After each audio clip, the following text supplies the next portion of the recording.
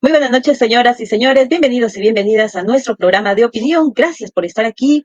Gracias por un día más, por una noche más para compartir con todos ustedes nuestro programa de opinión desde las redes sociales en la que estamos transmitiendo en vivo y en directo, nuestro canal de YouTube y nuestra página oficial de Opinión Informa. Aquí está nuestro programa de opinión. Gracias porque sabemos que cada día se suman más. Y aquí el compromiso de este programa, de este medio de comunicación digital, es llevarles un poco de entretenimiento, información, esos conocimientos que a través de nuestros invitados podemos compartir, lo hacemos con mucha responsabilidad. Así que vamos a dar inicio a nuestro programa, son las 8 en punto de la noche, vamos a dar inicio a nuestro programa el día de hoy, vamos a hablar de cómo está la economía en nuestro país, todos sabemos que hay problemas, de hecho, todos lo sabemos, hay muchísimos problemas y tenemos encima pues una recesión económica, ¿quién no sabe lo que actualmente vivimos, este problema que se suscita y que nos preocupa a todos, porque finalmente de la economía dependemos todos, ¿no? A nivel de nuestra región Piura, en este caso, en donde nosotros nos encontramos, Piura, sabemos que la economía que mueve a la región es la agricultura, y así en diferentes regiones del país. Sabemos que hay diferentes formas de mover esta economía, la agricultura, la minería, en fin, pero sí pues causa preocupación porque no sabemos a dónde vamos a llegar. Entonces, ¿cómo está afectando la recesión económica en nuestro país? Es lo que vamos a tratar el día de hoy. Y ya tenemos pues a nuestro invitado de la noche. Con él vamos a dialogar y como decíamos, largo y tendido vamos a conversar con él. Él es el Bueno, economista Kur Noedin Colterman, que nos ¿qué acompaña esta tal? noche. Nos acompaña esta noche, ya está en nuestro set virtual. Estamos Muy bien. súper contentos de tenerlo esta noche. Es un invitado de lujo como todos nuestros invitados. Y es que es una gran preocupación la economía, ¿cómo Claro. está? Esa recesión económica que Bueno, atraviesa el Perú ujú, definitivamente nos afecta a grandes y pequeños, a los empresarios y a los que no son empresarios, a los pequeños emprendedores, al ciudadano de a pie, al ama de casa, es decir, exacto. absolutamente a todos. Así que esta noche vamos a hablar de este tema, agradeciendo a Dios, por supuesto, por este día maravilloso que nos permite estar nuevamente en nuestro programa, transmitiendo en vivo y en Bueno, directo desde nuestras plataformas digitales. Gracias, Padre amado, por tenernos con vida y con salud. Y nosotros oramos no solamente por nuestra familia, sino también por toda la humanidad. Vamos a darle la bienvenida a nuestro invitado esta noche, señor Kur. Buenas noches, bienvenido, bueno. economista. Economista, gracias por tenerlo aquí en el programa. Para Gracias, nosotros, licenciada Vilma. Gracias. como medio de Yo también, comunicación, yo también es quiero un dar placer. gracias a Dios Padre y al Señor Jesucristo por tenernos acá reunidos, porque eso es lo que nos une a todos los peruanos, la fe evangélica, la fe católica, la fe en un mismo Dios, la fe en Cristo, el Dios Padre, ¿no? Así es, gracias por compartir este sentimiento, porque a veces decimos que no solamente de pan vive el hombre, así como nos alimentamos Claro. nuestro estómago, también tenemos que alimentar nuestro espíritu, y desde Así es. acá, si bien es cierto, no estamos siempre en los templos, no participamos, pero sabemos que existe un Dios verdadero, un Dios que nos ha Así es creado y un también. Dios que nos ilumina cada día, y a Él le agradecemos por esta noche que estamos aquí a través de nuestro Amén. programa. Así que vamos a darle la cordial bienvenida nuevamente y vamos a hablar del tema.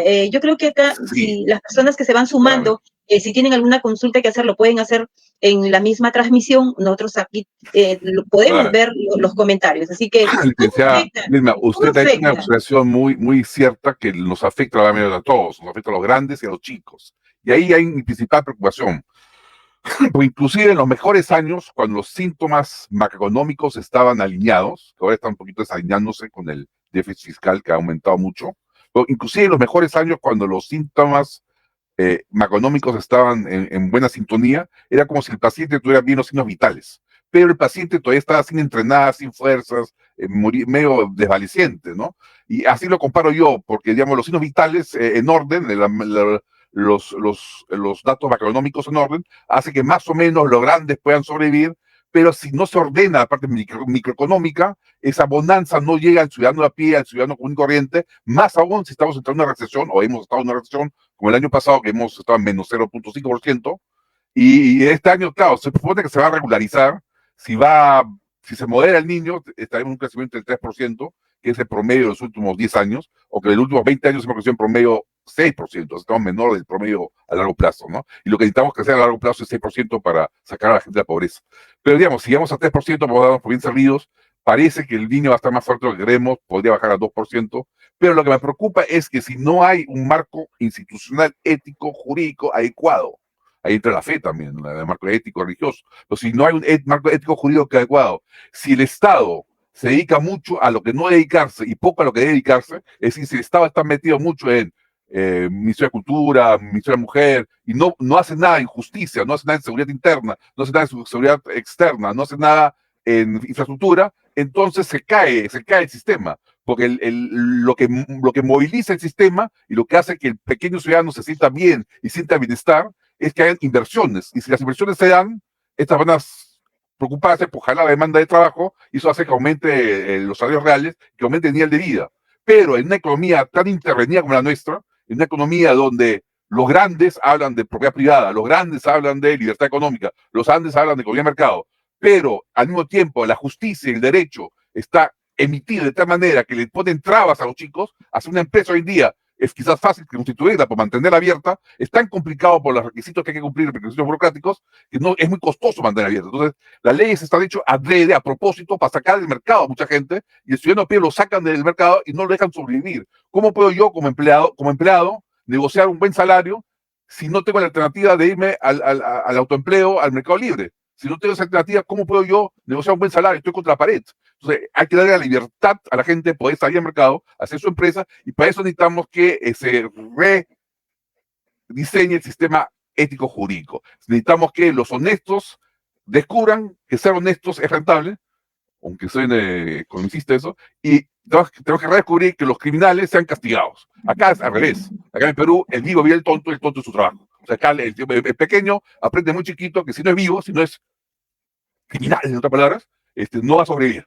Y el honesto aprende muy rápido que si eres honesto, se queda atrás en la carrera. Entonces, este sistema nos obliga a malograrnos. Eso es perverso. Y eso no es porque sea un capitalismo liberal, sino porque es un mercantilismo. Eso hay que meterse bien en la cabeza. Esto es un mercantilismo donde no hay instituciones liberales, donde no hay instituciones que protejan la libertad, la vida y la propiedad. La propiedad está protegida de los grandes, pero no de los chicos. Tenemos que llegar a proteger la propiedad de los chicos. La libertad está protegida de los grandes, pero no de los chicos. Tenemos que proteger la propiedad de los chicos. La vida está protegida de los grandes, pero no de los chicos. Tenemos que lograr que el ciudadano de pie y común y corriente se sienta libre para emprender, para hacer empresa o para ser empleados también, pero en un correo de juego justas, ¿no? Economista, permítame interrumpirle, por favor.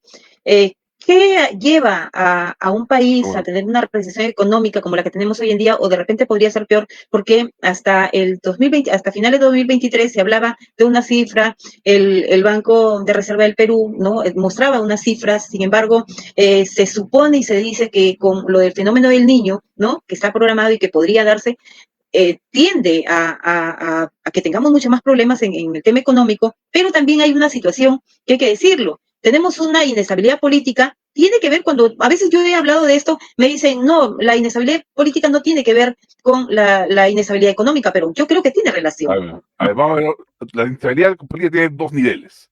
La política en sí, la politiquería que le ponen cara al político, le ponen cara al otro, eso no influye en la economía. Lo que influye es lo que hacen los políticos con las leyes, con los reglamentos, con las legislaciones. Ahí se influye. Lo que hacen los políticos con el Ministerio del Interior, en controlar o no controlar a los criminales. Lo que hacen los políticos con el Ministerio de Justicia, en hacer poder judicial sano o corrupto como el actual. Eso se influye. Y ahí, lamentablemente, estamos jalados. Y lamentablemente, lo que está ocurriendo en el Perú es que hay un shock de desconfianza total. Los últimos regímenes, los últimos 3 presidentes han desestabilizado tanto la economía que hay una total falta de confianza, y eso implica que nadie arriesga a invertir. Todos están esperando qué va a ocurrir, y la gente más capaz se está yendo. Acá en Lima están vendiendo sus casas, están saliendo del país. De provincia hay mucha gente, la más capaz, que está tratando de mudarse a Lima y de acá saltar a Estados Unidos o a España. A otro país. Estamos volviendo a la época en que el capital humano, el capital capacitado, está huyendo del país por la gran estupidez de nuestros políticos de no hacer lo que el Estado debe hacer: seguridad interna y externa, justicia, infraestructura y nada más, y hacer un montón de cosas, entre ellos mucha politiquería. Bien, cuando hablamos de esa inestabilidad política que existe y que sabemos hoy en día en el Perú, desgraciadamente, pues hay una desconfianza total de la ciudadanía de los poderes contra los poderes del Estado, y eso es real. Entonces, si nos ponemos a pensar y hacemos un análisis escueto, diríamos que los empresarios pues no quieren ir a un país donde no hay una estabilidad económica, en donde no hay una estabilidad política, donde no hay seguridad. Nosotros vivimos de manera incierta. No sabemos si hoy salimos de casa, si vamos a volver con vida. Acá lo que necesitamos es un gran tratado de libre comercio interno, una gran ley de estabilidad tributaria interna, que se garanticen a los peruanos las leyes tributarias, que se garanticen a los peruanos la libre comercio, la libertad, la propiedad, que se garantice al peruano la seguridad de la vida, que seamos seguros, que no nos asalten, que no nos roben. Eso es lo que necesitamos para poder nosotros mismos invertir, porque, claro, si no hay eso, ni hablar, los de afuera no vienen. Pero el propio peruano está pensando en negocios de corto plazo que rindan en 4 o 5 meses y de muy cercano al consumo. No está pensando en invertir en la cadena de producción, en etapas de producción que están más lejanas del consumo, digamos, en insumos, producir maquinaria. No está pensando en eso. ¿Por qué? Porque el rendimiento es inmediato para poder rápidamente cambiar de rubro en caso que haya un problema. Entonces, con esas condiciones, no somos capaces de desarrollar una estructura productiva larga y no aumenta la productividad del peruano. Y si no aumenta la productividad del peruano, no aumenta el nivel de vida de los peruanos. ¿Qué tanto influye el tema de corrupción? Definitivamente sabemos que este es un cáncer y desgraciadamente hay que decirlo, los 3 niveles de gobierno no podemos cerrar los ojos a una realidad tan latente, ¿no? Entonces, ¿qué tanto afecta la corrupción? Mira, yo tengo, en la corrupción tengo una opinión muy particular, muy especial. Yo creo que ir a la raíz del problema. La raíz del problema no es ética, podría uno decirlo, no es ética. La raíz del problema es que hay demasiado tesoro en el Estado que robar. Tú reduces el tesoro, tú limitas lo que el Estado gana en tributos, limita lo que el Estado gasta en tributos, deja que eso lo gaste el privado, el peruano común y corriente, que el peruano común y corriente gaste en inversión, gaste en consumo, que no estén diciendo por él en qué consumir, en qué gastar, que le reduzcan los impuestos, que reduzcan el gasto de Estado y habrá menos tesoro que robar y por tanto disminuirá la gana de robar, ¿no? Ahora el tesoro será chiquito, será menos rentable de que hace la política criminal. Un tema transversal y preocupante también es que muchos de repente quieren emprender, pero lamentablemente tenemos una entidad que persigue pues al pequeño empresario y que muchas veces al gran empresario no lo persigue como al que recién se inicia. O sea, no hay equidad, diríamos, en el trato. Eso es lo que decía yo con las leyes y los reglamentos y las burocracias que impiden al ciudadano común y corriente desarrollar su libertad comercial, ¿no? O sea, esas leyes de la SUNAT, no están hechas ingenuamente, están hechas adrede para sacarse encima de la competencia del pequeño peruano que puede surgir. O sea, los grandes, tanto hablan de libertad económica, libertad comercial, propiedad privada y libertad, para ellos sí, pero no quieren eso para el pequeño ciudadano. ¿Por qué? Lo traban porque no le da competencia y así lo sacan fuera del mercado y ellos se regocijan en todo el mercado. Esto es justamente lo que hay que cambiar. Hay que derogar una serie de leyes que traban la iniciativa privada, porque hoy en día es fácil construir una empresa, pero mantenerte abierto es tan complicado con tantas leyes que nadie lo logra cumplir con toda la burocracia del Estado y mantener su empresa abierta. Entonces, eso ahí debemos empezar. Ya no debemos calificar a los legisladores por cuántas leyes emiten o proponen, sino por cuántas leyes derogan. Entonces, por cada ley que emiten, debería haber 3 leyes que derogan. Ahí sí podríamos hablar de cuántas emiten. Yo me imagino que usted, con la experiencia que tiene, puede de repente hacer un análisis, ¿no? De cómo otros países que también son subdesarrollados pueden estar mejor que el Perú. ¿Y qué es Sí, lo que han hecho para lograrlo? mire, ahí tenemos que ver la historia. La historia reciente de los países pequeños que han desarrollado en una rápida carrera de 30, 40 años, o también los países más desarrollados, no mirarlos ahora, porque es fácil copiar a Suecia ahora, que ya está capitalizada. Claro, ahí copiamos una serie de leyes socialistas que se pueden el lujo de tenerlas porque ya están capitalizados. Hay que mirar lo que hicieron hace 100 años cuando comenzaron la carrera de desarrollo. Esas leyes hay que imitarlas. O el sistema chino, ¿no? Que el sistema chino, a uno les atrae, pero el sistema chino solo avanzaba, y eso está comprobado por economistas chinos, solo avanzaba cuanto más acercaba al modelo a la economía de libre mercado. Es decir, en China no es el modelo del Estado, como dicen algunos, o del capitalismo de Estado, eso es falso, totalmente falso. No es la tercera vía, como no sucede, es falso, totalmente falso. Lo que se ha comprobado, por los propios chinos lo han comprobado, económicamente, es que como las diferentes zonas de China iban avanzando a diferentes ritmos, había unas zonas que las liberalizaban y luego retrocedían y aumentaban el Estado y después lo liberalizaban de nuevo y han probado que las épocas de mayor crecimiento eran las épocas de libertad, las épocas de recesión eran las épocas en que el Estado tomaba primacía. Entonces, si China se ha desarrollado rápidamente y ha sacado tantos millones de habitantes de la pobreza, es cuando dejaba libre el mercado, no es cuando el Estado guiaba el mercado. Entonces, ese ejemplo debemos imitarlo si queremos un partido único y si queremos un partido, una cosa como Singapur o Japón, una democracia, pues, necesitamos una visión de país. tenemos una visión de país, que todos concordamos en que queremos vivir civilizadamente juntos, queremos vivir juntos sin rompernos la cabeza, sin pegarnos, sin robarnos, sin asaltarnos, y para eso tenemos que aceptar que cada uno puede vivir con la ética y con la forma de vida que cada uno quiere, respetándose uno al otro, el cuerpo del otro, la propiedad del otro, e intercambiando nuestros excedentes en los cuales nos especializamos. Solo si nos acordamos en intercambiar aquello en lo cual somos buenos en produciendo, podemos vivir en paz, pacíficamente, y en una economía de mercado desarrollada. Hay algo que siempre me ha causado asombro o de repente lo tengo ahí, que siempre me pregunto y le pregunto a algunas personas, ¿no? Acerca de nosotros como peruanos tenemos tantas riquezas, en el Perú se han desarrollado y se desarrollan lugares donde existe la minería, sin embargo esos lugares donde se desarrolla la minería, lamentablemente son los lugares más pobres. Entonces, ¿qué es lo que pasa con esto? Dos cosas. En primer lugar, mientras que el oro, el petróleo, el plomo, el zinc, el hierro esté bajo la tierra y no tenemos acceso a él, no somos ricos. Recién se convierten esas materias primas potenciales, recursos potenciales, en riqueza cuando son accesibles. Para hacerlo accesible necesitas capital y tecnología, en primer lugar. En segundo lugar, el sentido liberal de propiedad privada, el sentido de Estado de Derecho y propiedad privada, debería darle al dueño del suelo también la propiedad del subsuelo. Es decir, los verdaderos dueños de esas minas no deberían ser el Estado, como actualmente lo es. El Estado se apropia, expropia, confisca el subsuelo cuando hay materias primas, según el artículo 66 de la Constitución, sino deberían ser los dueños del suelo. Y ellos ser dueños de esa materia prima y ellos negociar con las empresas cómo quieren invertir y cómo quieren repartirse la torta y cómo quieren beneficiar su zona. Entonces, hay un problema de derecho, hay un problema de se ha atropellado los derechos de propiedad individual de las comunidades indígenas. Esas comunidades indígenas deben ser resarcidas en su propiedad y de alguna manera las empresas mineras deben ser obligadas a compartir sus acciones, sus partes de sus acciones individualmente con cada miembro de una comunidad indígena de su zona. En el Perú, un sector importante que mueve el desarrollo o que produce el desarrollo económico es la agricultura. Sin embargo, sabemos también que nuestros agricultores no están capacitados, no están preparados, no tienen un respaldo, no tienen asistencia técnica. El Estado prácticamente los ha abandonado a los agricultores. No podemos, si hablamos del norte del país, no podemos ampliar una frontera agrícola, no podemos pensar en cultivos alternativos porque no hay agua. El agua es un recurso indispensable, pero tenemos acá, para comentarle un poco, a nivel del norte del país, la mejor represa que existe a nivel del norte es la represa de Puechos. Pero esa represa está sedimentada en un 60 o de pronto más de un 60% está sedimentada. Entonces, no hay, diríamos, forma de poder ampliar esta frontera agrícola. Los agricultores finalmente son los que trabajan la tierra, pero los que más ganan son los intermediarios. Y ahí está un poco también la viveza criolla.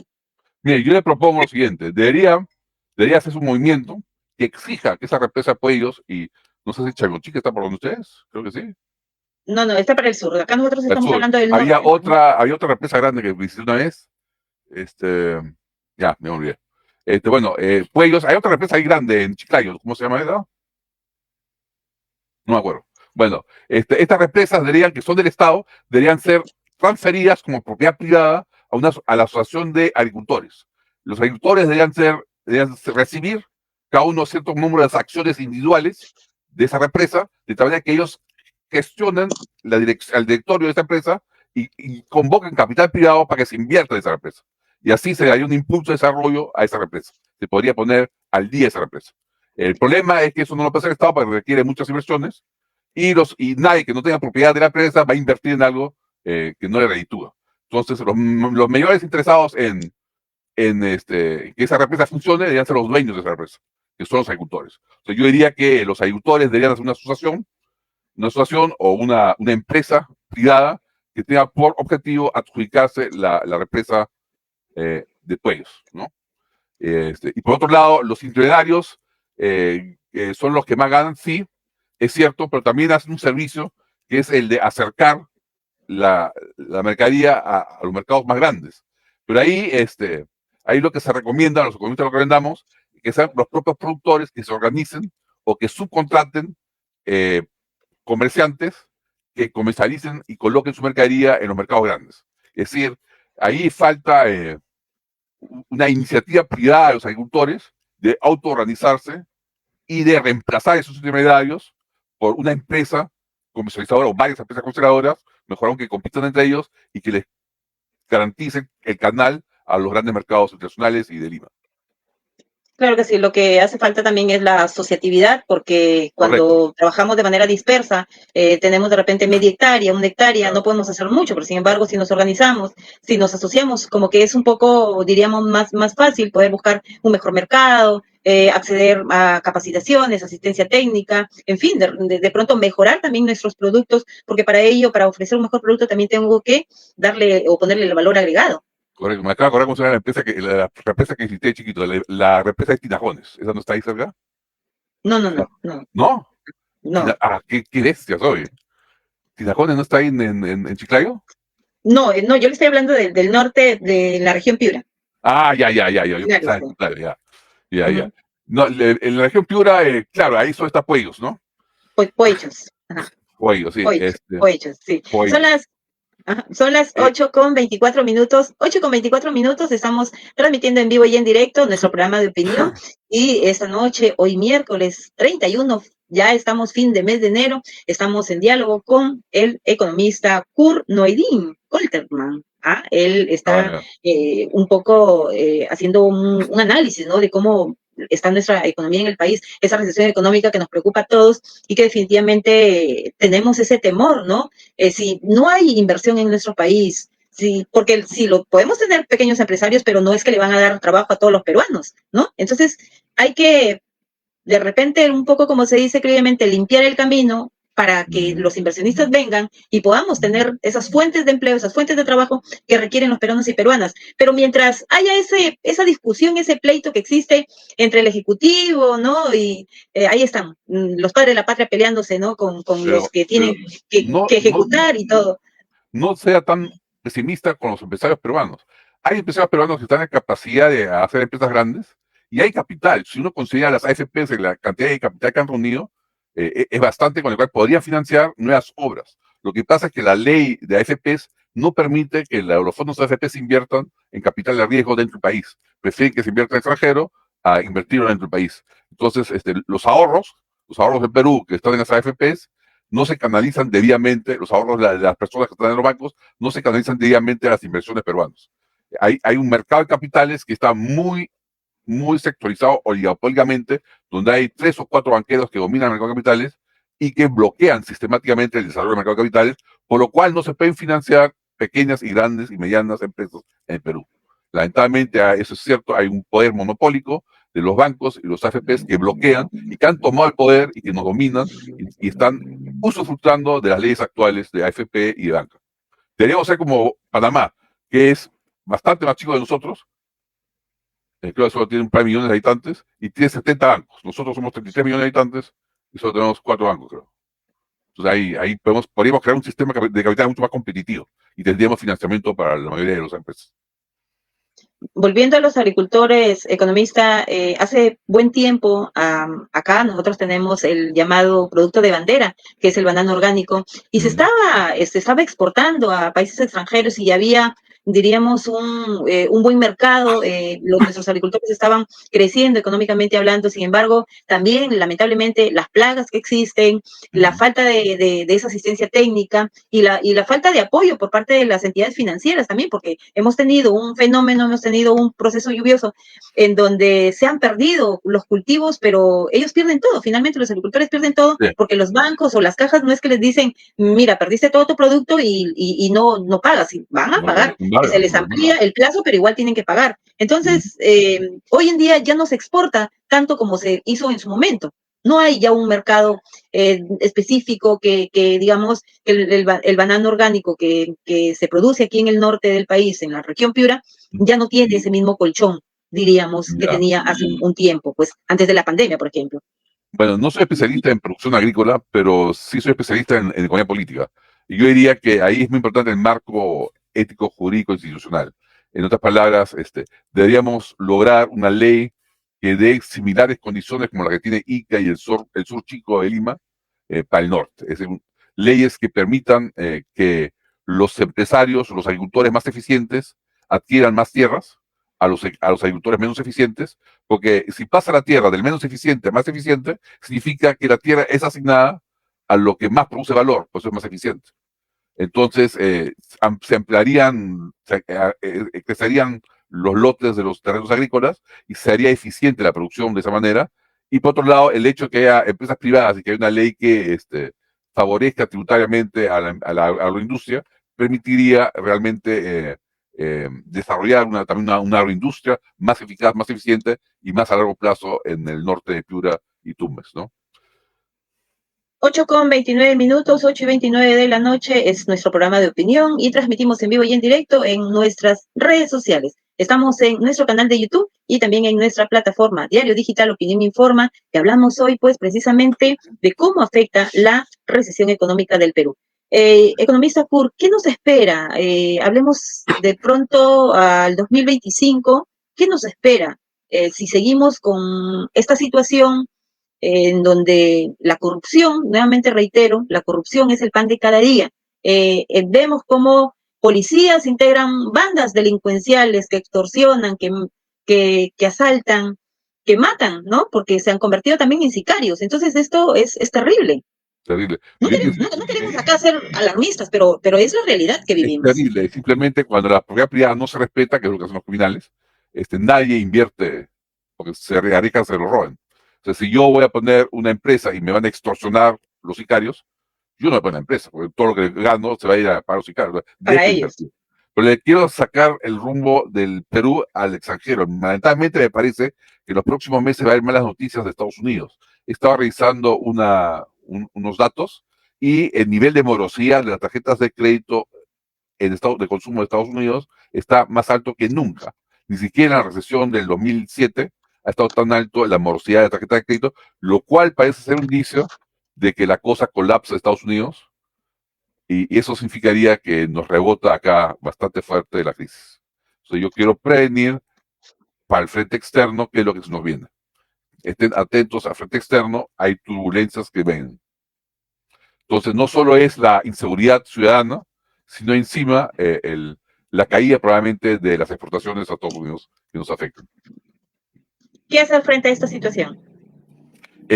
Ahí solo queda buscar otros mercados externos y sobre todo el problema es que todo el mundo está tan hiperinflado la moneda, tanto el yuan como el euro, como el dólar están hiperinflados, que muchos tememos que lo único que les va a quedar a los políticos, o sea, lo que van a hacer los políticos es patear la pelota, implementar políticas keynesianas, con lo cual van a prolongar una década de recesión como ocurrió en Japón. Entonces vamos a tener una época de recesión permanente y donde todo se estanca y de lo único que vamos a vivir es de mercados internos. Y para eso necesitamos justamente controlar esos factores que usted dice, la criminalidad, la seguridad interna, construir infraestructuras, represas de agua, hidroeléctricas, invertir en eso, y seguridad interna y externa, y sobre todo mejorar el sistema judicial. Nuestro sistema de jueces está tan corrupto que no hay manera de hacer justicia sin que te extorsione el juez. Si hablamos de pobreza y de pobreza extrema, economista, ¿qué tanto beneficia o qué tanto perjudica que el Estado se preocupe por entregar bonos, por continuar con esos programas sociales? Yo no es que esté en contra de los programas sociales, pero definitivamente creo que, como dice en la Biblia, algo así como que a la persona enséñale a pescar, no le des el pescado, enséñale a pescar. Entonces, pero el Estado siempre nos quiere mantener con esos programas sociales en donde muchas veces, disculpen la expresión, pero muchas veces la persona se vuelve ociosa, la persona se vuelve dependiente, está esperando que el Estado le envíe el programa social de gobierno, que le entregue los bonos y no sale de su zona de confort. Mira, ya que menciona la Biblia, debemos abrir en 1 Samuel capítulo 8, donde el profeta Samuel le pide al pueblo de Israel que le instituya un rey. Y Samuel le dice, ¿cómo se les ocurre si Dios es vuestro rey? Y Samuel le consulta a Dios, a Jehová, y Dios le dice, ok, hacen como quieren, pero adviérteles. Y Samuel regresa y les advierte, ok, usted quiere rey, pero les advierto. El rey se va a quedar con su diezmo, se va a quedar con sus ovejas, se va a quedar con sus hijas, se va a quedar con sus bueyes, se va a quedar con todo lo eso. Y ustedes van a tener que guerrear para ese rey, van a ser esclavos en su ejército. Entonces, hay una clara advertencia que cuando le damos mucho poder al rey central, somos esclavos del Estado. Y la muestra es lo que pasa en Europa, por ejemplo. Conforme se ha desarrollado el Estado, social, entre comillas, cada vez más es la carga tributaria, cada vez más tiempo se trabaja para el Estado, y lo peor de todo, que a la larga, todos esos beneficios sociales crean inflación y distorsiones en la economía que perjudican al más pobre. Es decir, a la larga, estos bonos que se han repartido alegremente, que han sido financiados con deuda, y esa deuda es respaldada con una monetización de la deuda, es decir, con impresión de billetes, va a impulsar una inflación que le roba al pobre su mayor recurso, que es el efectivo, porque el pobre ahorra en efectivo, no ahorra en terrenos, no ahorra en casas, no ahorra en oro, no ahorra en empresas, porque lo que él tiene para ahorrar es su cuenta en el banco o su cuenta o su plata bajo colchón, en todo eso nomás. Entonces, eso se le quita cuando hay inflación. Entonces, lo que más afecta a la inflación y estas regulaciones es a los pobres. Por más que den más subsidios, más pobres van a volver. Los que se benefician los primeros que reciben el bono, pero ahí esa plata que se gasta presiona los precios y los últimos en recibir la plata ya lo reciben para comprar productos a precios más altos. Entonces, el que está más alejado del bono, que es el más vulnerable, es aquel que se perjudica, ¿no? Entonces, sí, es cierto, esto de los bonos, esto de los subsidios, es una medida muy, muy enfermiza.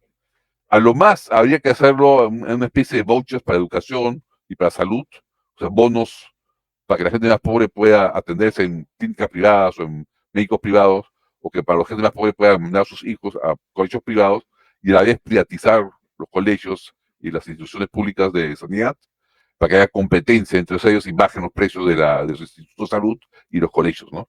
Así se atendería a los más pobres en educación y en salud, con vouchers, con bonos, para que se puedan atender en centros de salud privados y centros educativos privados, y la competencia entre los centros educativos que se privatizan del Estado y los centros sanitarios del Estado que se privatizan, harían que haya tal competencia que bajarían los niveles de esos servicios, los niveles de precios de esos servicios. Esa es la manera que yo enfrentaría el problema social y le garantizo que tendríamos más bienestar que bajo el actual sistema estatista. Si uno calcula el presupuesto del Ministerio de Educación y lo reparte entre todos los alumnos de los colegios públicos, alcanzaría para que cada uno tenga una pensión mensual, como pagar un colegio privado, de 550 soles. Tan alto es el presupuesto estatal del Ministerio de Educación que alcanzaría para que cada uno de esos chicos de colegios públicos reciba mensualmente 550 soles para pagar su colegio privado. Pero ¿qué hacemos? Una educación ineficiente que cada vez consume más recursos y no muestra ni un avance. Justamente iba al tema, economista. ¿Tenemos un Estado eficiente o tenemos un Estado paternalista? Ni siquiera paternalista, porque es un Estado depredador. Si fuera paternalista sería una especie de dictador benevolente, pero no, ni siquiera es paternalista porque no se preocupa por sus hijos, se preocupa por robarnos todo, por explotarnos, por depredarnos, no, ni paterno, ni eficiente, totalmente ineficiente y depredador. Excelentes términos. Así lo definimos.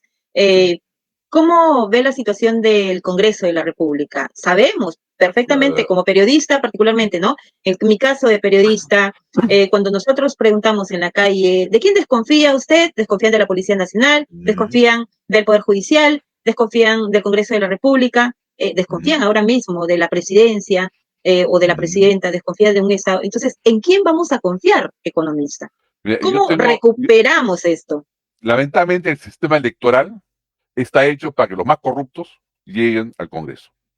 O sea, la forma en que seleccionamos a nuestros candidatos, precandidatos para ser elegidos al Congreso, es tan mal organizada el Jurado Nacional de Elecciones y la ley electoral es tan mala que ya de entrada los candidatos que tenemos son las peores opciones.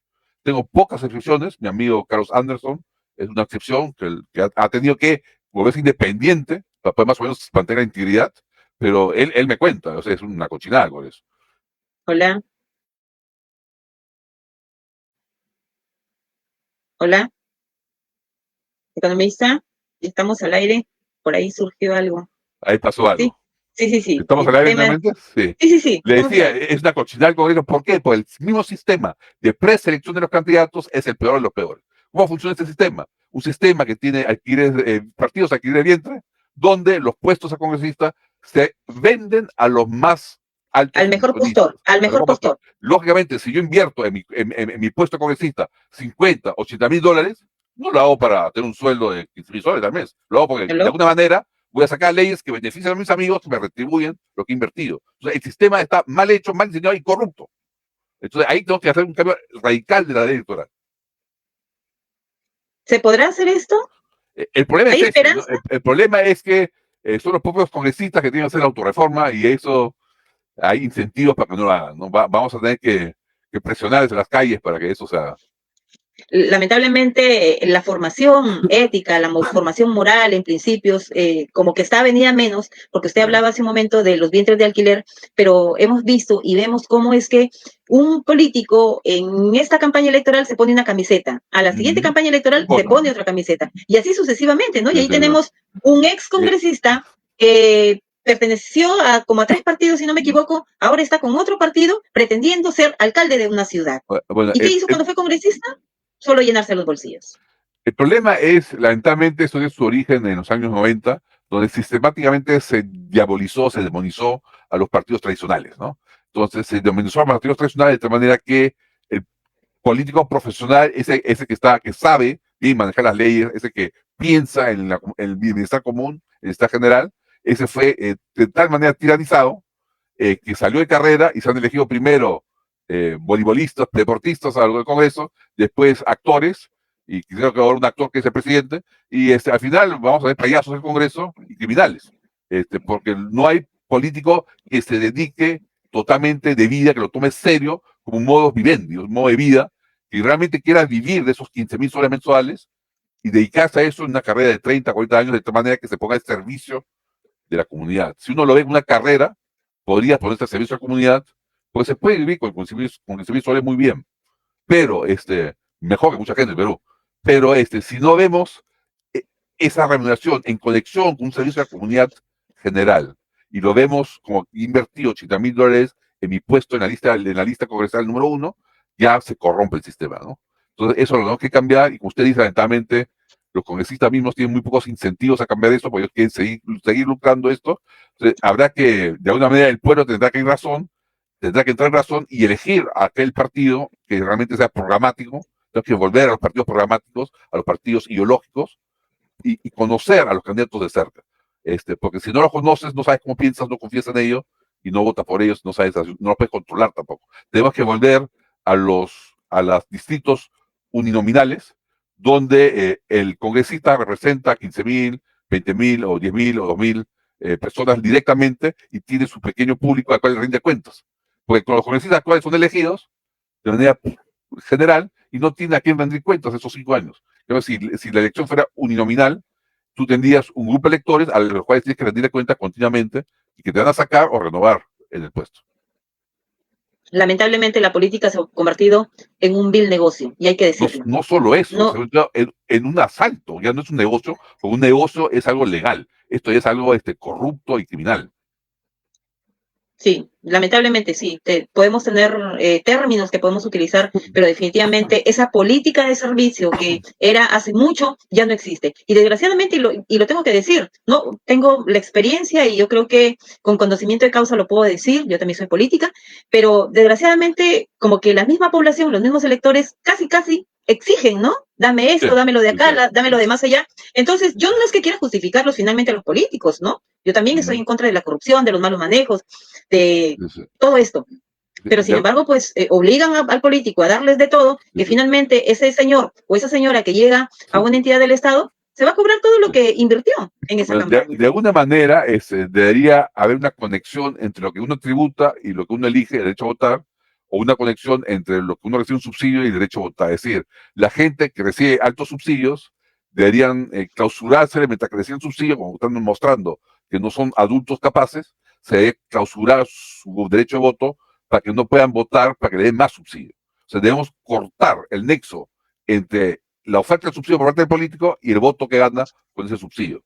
Porque si el congresista puede ganar votos ofreciendo subsidios y agollerías, lo va a hacer. O sea, hay que cortar ese nexo. Estamos en el Perú economista. No solo acá. Créanme, Estados Unidos va camino a Latinoamérica, Alemania está cerca de Latinoamérica. Es un fenómeno general. Y Hayek, el gran economista y jurista Hayek, Friedrich August Hayek, estudió esto muy bien desde los años 50, y él decía: nuestra democracia occidental representativa está fallando, decía. Está muy corruptible por justamente este mecanismo donde un congresista puede ofrecer a un grupo chico de electores grandes joyerías, y el costo se reparte en una mayoría que no lo siente, pero que valora el sistema. Y él proponía una serie de reformas constitucionales, entre ellas 2 cámaras, una Cámara de Senadores que se elige a largo plazo, por 10, 15 años, unos 30 senadores, que son los sabios, los que pueden vetar las leyes corruptas, y un Congreso que es la parte más política, es decir, la parte politiquera, ponerlo en la Cámara de Diputados, y la parte sabia, con capacidad de veto, en la parte de senadores, ¿no? Aparte de rediseñar los subsidios a nivel local, es decir, y esto habría que cambiarlo en el Perú y pasar de un sistema unitario a una especie de sistema regional, donde cada región tiene un pequeño parlamento de regidores o de regionalistas y que puedan levantar dentro de ciertos límites impuestos, y que esos impuestos regionales vayan a subsidiar a los necesitados de esa región, y que no sea de manera central que se subsidia a los necesitados, sino de manera descentralizada, porque la misma región conoce a sus necesitados. En cambio, si todo es subsidiado desde una central, se pierde el contacto personal a esta gente necesitada y no se le termina ayudando finalmente. Bueno, la regionalización y la descentralización solo está en el papel. Solo está en el papel, así es. Muy mal hecha, muy mal hecha. Ha sido un Muy fracaso bien, total. muy bien, economista. Realmente siempre aprendemos, nosotros nos retroalimentamos y desde este programa, desde este humilde espacio, nosotros pretendemos también tender esos puentes de comunicación, de entendimiento. Ojalá que las autoridades entiendan, ¿no? Que tienen que bajar al llano por un lado y por otro lado, pues, o sea, la corrupción nos está ganando, la corrupción nos está matando y ese cáncer finalmente nos va a convertir en seres muertos. Así que ojalá que haya decisiones desde los mismos niveles de gobierno, pero bueno, es cuestión de formación, digo, ¿no? Es cuestión de formación. Yo quería, en ese sentido, de principio, ¿no? invitar a sus oyentes y a su público a que nos llamen al 930-288-869, 930-288-869, para que averigüen qué cursos justamente educativos, pedagógicos, podemos ofrecerles para justamente educarlos en una política económica, en una economía política sana y que beneficie al pueblo, y a la vez no deje de ser una fantasía, sino sea algo realista. Muy bien, vamos a repetir entonces, el número es el 930-28-8869. 930-28-8869 es el teléfono para poder comunicarnos con el economista y poder saber un poco más, poder entender un poco más, porque a veces sencillamente por ahí muy superficialmente conocemos algo, pero no nos involucramos, ¿no? Y los seres humanos tenemos que involucrarnos en lo que afecta a nuestro país, sobre todo, porque tiene que ver también con nuestro crecimiento económico, con nuestro crecimiento profesional. Y muy bien, economista. Muchas veces se critica al capitalismo y se confunde el capitalismo liberal con el capitalismo mercantilista, y le adjudica al capitalismo liberal los males del capitalismo. El capitalismo liberal es un capitalismo, es una economía de mercado, para no llamarlo de manera peyorativa, donde cada quien ofrece un beneficio al otro y se intercambian los beneficios, ¿no? Y de paso se obtiene utilidades. Bueno. Y economista, de nuestra parte, como equipo periodístico de Opinión Informa, le agradecemos su presencia, su participación. Ha sido muy enriquecedor. Disculpe el desconocimiento de las represas en el norte. Yo me acordaba la de Chiclayo, pues estaba por ahí, pues más al norte. Sí, bueno, el Chiclayo también es norte, pero yo le hablaba de la región Piura, pues también es norte. Lo más al norte que he llegado es la bella ciudad de Mángora, el pueblo de Mángora, ¿no? Ah, por las playas. Pero tiene que venir también acá, tiene que ir a Lancones, que es la ciudad fronteriza, ¿no? Ahí nomás, camina unos pasos y está en el Ecuador. Así que tenemos ahí nuestro hermano país del Ecuador. Qué lindo. Voy a ir a visitarlo. Ahora que ya mi hija de Alemania voy a hacer un viaje. Ok, muy bien, economista. Hasta luego. Muchísimas gracias por su presencia. Dios lo bendiga.